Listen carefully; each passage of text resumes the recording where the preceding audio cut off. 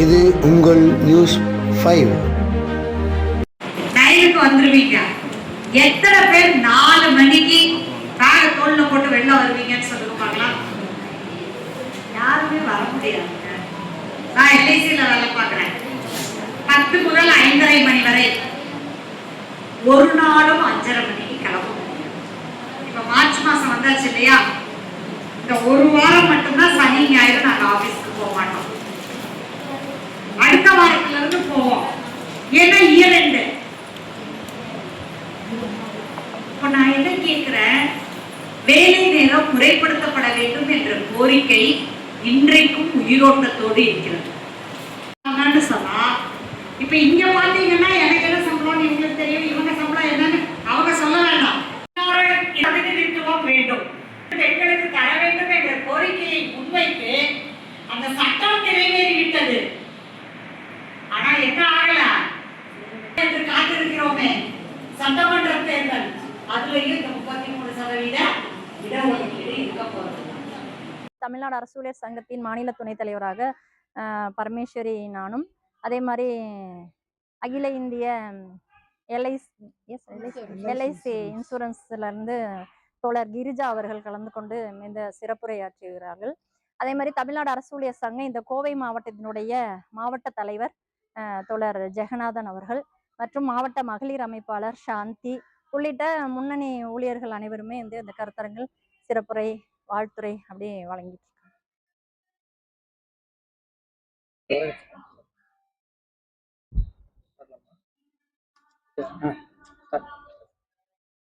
தமிழ்நாடு அரசு ஊழியர் சங்கத்தின் மாநில மைய முடிவின்படி சர்வதேச மகளிர் தினம் வந்து எப்பொழுதுமே எல்லா மாவட்டங்களிலும் வருடம் தோறும் மார்ச் 8ஆம் தேதி மிக சிறப்பாக கருத்தரங்கு மூலம் கொண்டாடப்படுகிறது.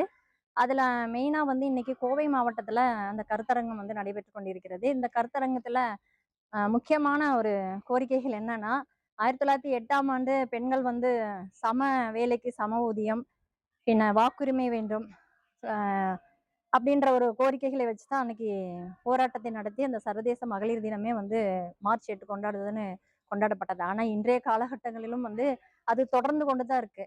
வாக்குரிமை கிடைக்கப்பெற்றுள்ளது. ஆனாலும் வந்து அதுல வந்து பெண்களுடைய எண்ணிக்கை அப்படின்றது ஒரு 14% தான் உள்ளது. அதே போன்று சம வேலைக்கு சம ஊதியம் அப்படின்றது இன்று வரைக்கும் வந்து பெண்களுக்கு கிடைக்கவில்லை. அந்த சம ஊதியம் அப்படின்றது ஆண்களுக்கு ஒரு ஊதியம், பெண்களுக்கு ஒரு ஊதியம் அப்படின்ற நிலைமை தான் நடைபெற்று கொண்டிருக்கிறது. அது மட்டும் இல்லாம தொடர்ந்து நாங்க ஒரு கோரிக்கையை வைத்துக்கொண்டே வருகிறோம்.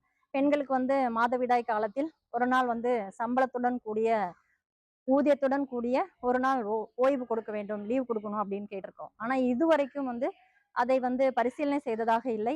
நீதிமன்றங்களும் வந்து அதற்கு எதிர்ப்பு தான் தெரிவித்துள்ளது.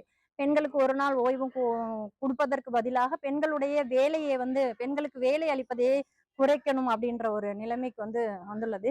ஸோ இதையெல்லாம் வலியுறுத்தி தான் இன்னைக்கு நாங்கள் இந்த சர்வதேச பெண்கள் தினத்தை வந்து கோவை மாவட்டத்தில் மிக சிறப்பாக நடத்தி கொண்டிருக்கிறோம். எங்களுடைய இந்த கோரிக்கை அப்படின்றதை இந்த சர்வதேச மகளிர் தின கருத்தரங்களை வந்து நாங்கள் எங்களுடைய ஒரு கோரிக்கையாக வைக்கிறோம். பெண்களுக்கு வந்து அந்த மாதவிடாய் காலத்தில் வந்து அவங்களுடைய ஒரு நாள் ஓய்வு கொடுக்கணும், ஊதியத்துடன் ஓய்வு கொடுக்கணும் அப்படின்றதையும், சம வேலைக்கு சம ஊதியம் வழங்க வேண்டும் அப்படின்றதையும் வந்து ஒரு முக்கியமான கோரிக்கையாக வைத்து இன்னைக்கு இந்த தினமானது